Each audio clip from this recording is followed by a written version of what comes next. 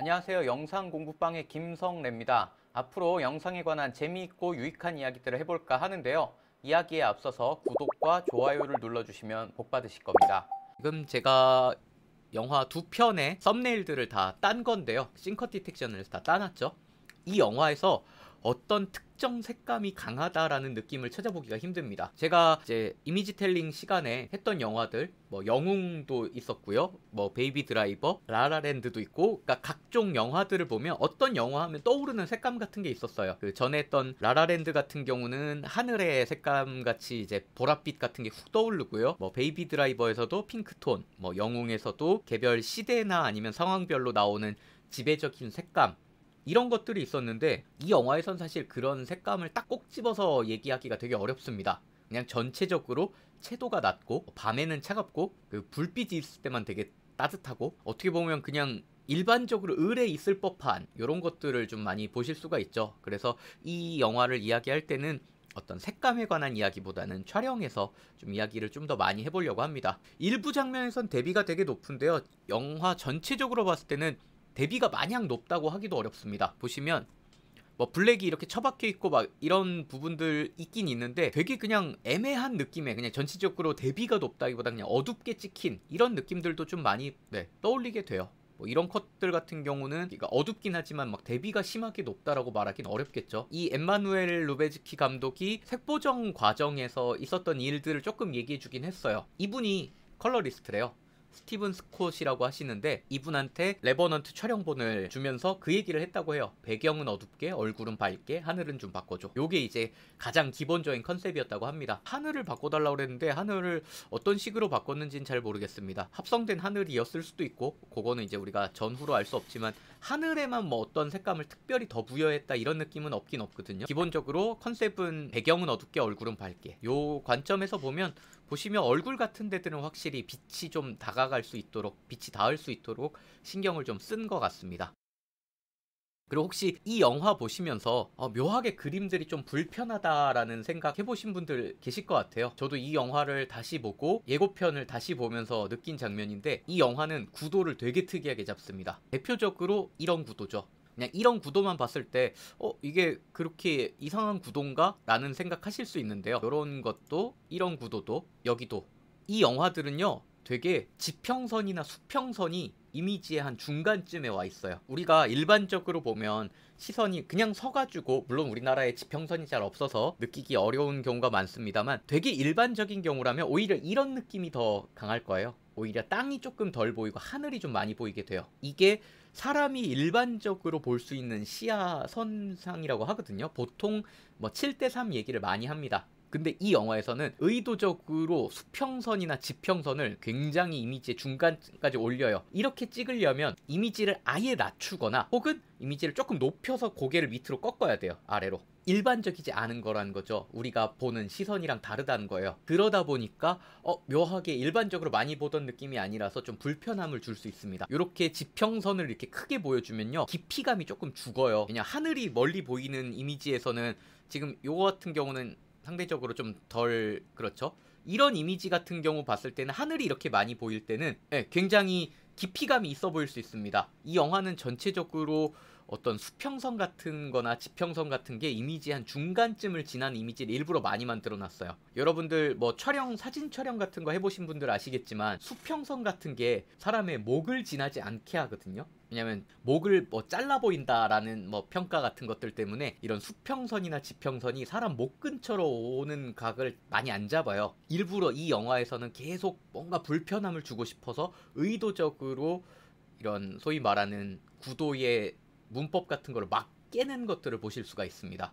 이렇게 지평선이 넓어 보이게 되면 상대적으로 사람의 어떤 느낌이 많이 부각이 안 돼요. 자꾸 사람이 묻히는 느낌이 됩니다. 자연에. 영화 중에 제가 잠깐 갑자기 떠올라가지고, 그 일본 영화 중에 고백이라고 있잖아요. 제가 꽤 좋아하는 영화인데 지금 딱 어느 장면이 확 떠오르진 않습니다만, 이 고백이라는 영화 보시면 굉장히 사람 불편하게 만들거든요. 이미지의 그 높이 같은 것들이 되게 일반적이지 않습니다. 사람 머리가 막 화면 중간쯤에 있고요. 그 헤드룸이 과하게 많이 남기도 하고, 이런 되게 불편한 것들을 의도적으로 계속 보여주거든요. 이런 그림들이 딱 그렇죠. 이렇게 헤드룸이 되게 과하게 남아요. 그러니까 이런 것들처럼 의도적으로 이미지를 불편하게 좀 만들려고 했던 노력, 보통은 되게 기피 하는 경우인데 이걸 효과적으로 쓸 수도 있구나, 이런 것들을 생각해 보실 수가 있을 것 같습니다. 그리고 한 가지 더 이야기해 볼 만한 게, 이거는 이제 인터뷰를 보면서 이제 정확하게 알게 됐는데, 이미지 보다 보면 이 영화는 광각 렌즈를 어마어마하게 많이 썼습니다. 지금 이런 그림 다 광각 렌즈죠. 클로즈업들 중에 광각 렌즈로 찍은 것들이 엄청 많아요. 이런 것들도 완전 광각 렌즈죠. 광각 렌즈로 사람 많이 안 찍는 거 아시죠? 왜냐면 사람이 좀 부해 보이잖아요. 그렇게 이쁘게 보이지 않습니다. 오히려 사람을 예쁘게 찍고 싶다면 광각보다는 조금 더 망원에 가까운 형태의 렌즈들을 많이 쓰는 편인데, 문제는 또 그거예요. 광각으로 찍는데 클로즈업을 찍어야 돼. 그럼 엄청 다가가야겠죠. 제가 비하인드 씬에서 몇 컷 캡처를 해왔습니다. 앞서 잠깐 보여드렸는데요. 12mm를 썼어요. 지금 그리고 여기서도 이게 정확히 잘 안 보이는데 아마 14mm쯤일 겁니다. 이렇게 보시면 이렇게 가까이서 찍어요. 그리고 이렇게 찍힌 장면이 영화에서 이 장면이라고 합니다. 보시면 광각 렌즈로 엄청 가까이 찍은 거예요. 우리가 일반적으로 이렇게 누워있고 얼굴이 이 정도 사이즈로 나올 때 표준 화각 렌즈로 찍었다면 아마 훨씬 더 멀리서 찍었을 겁니다. 그리고 이렇게 넓은 배경이 나오지 않게 되겠죠. 요 사이즈지만 이렇게 나올 겁니다. 아마 이거를 광각 왜곡을 잡아주는 기능이 있거든요. 다빈치 리졸브에 요거 한번 대충 써볼까요? 아마 이런 식에 가까운 느낌이 나왔을 겁니다. 그쵸, 광각은 휘어지죠. 그래서 사람 보면은 왜곡 같은 게 엄청 많이 생겨요. 이미지 보면 지금 이런 이미지도 이런 데가 엄청 뚱뚱해 보이잖아요, 사람이. 그러니까 이런 것들을 광각으로 하고 가까이 붙는 촬영을 많이 했다는 겁니다. 이런 게 이제 만약에 주변에 뭐 모델을 찍는데 이렇게 찍었다라고 하면 싫어하겠죠. 뭐 여자친구가 계시다면 이렇게 찍어주는 건 거의 금물입니다. 이 영화 같은 경우는 앞서 보신 대로 12mm, 이게 알렉사 65 판형이라서 그럼에도 이렇게 왜곡이 어쨌든 생길 수밖에 없죠. 그래서 아무리 판형이 커도 12mm는 진짜 극 광각이잖아요. 요런 것들을 쓰면서 이렇게 나왔다라고 하는 것들은 이제 이 영화에서 아까 말씀드린 그 루베츠키 감독이 했던 유리 하나만 대고 내가 바로 앞에서 보고 있는 듯한 느낌을 주고 싶다, 요런 것들이 반영이 된 렌즈 선택이 아닌가 싶습니다. 영화 전체에서 광각 렌즈 진짜 많이 써요. 거의 망원 렌즈를 쓰는 컷이 더 적다라고 느낄 만큼 지금 이런 컷들도 완전 광각 왜곡 심하고요. 그 풀샷에서도 로우 앵글로 쓸 때 이것도 광각 렌즈죠. 주변에 보면 굉장히 광각 렌즈를 많이 씁니다. 이런 것도 광각 렌즈로 찍은 것 같고, 뭐 지금 이 광각 렌즈에서 오는 엄청나게 그 심한 왜곡, 요런 것들을 그냥 보여주죠.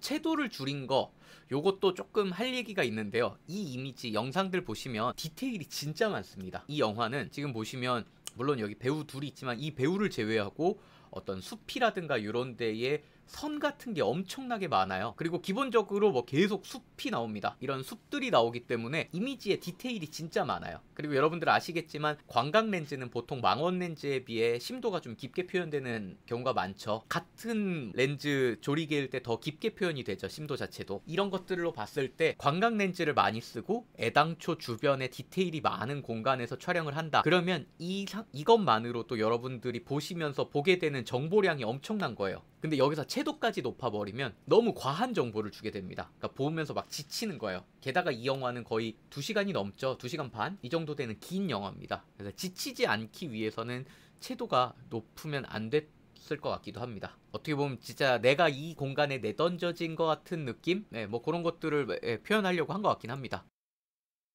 지금처럼 이렇게 대놓고 불이 나오는 장면들을 제외하면 따뜻하게 표현된 적이 진짜 없어요, 거의. 지금 이렇게 도망가는데 이런 것들도 정확하게 모르겠지만 지금 이게 보면 해가 뭐 이렇게 이쯤에 있다라고 했을 때 충분히 지금 밝은 곳이 따뜻하다라고 했을 때도 이렇게 돼도 문제 없을 시간인 것 같거든요, 봤을 때. 근데 의도적으로 되게 차갑게 바꾼 것 같은 느낌이 들어요. 따뜻한 표현을 되게 많이 지향을 했다, 이렇게 보실 수가 있을 것 같고요. 그리고 저 개인적으로 이 장면이 되게 의외였습니다. 마지막에 주인공이 자기 와이프의 환상을 보잖아요. 근데 개인적으로 이런 환상 같은 거는 진짜 충분히 따뜻하게 보여도 문제가 없었을 것 같아요. 이런 것들을 고민해보면 이 영화는 뭔가 극단적으로 어떤 자연의 그 거친 느낌, 그런 것들을 계속 보여주고 싶었다, 이런 생각들을 좀 해볼 수 있지 않나 싶습니다.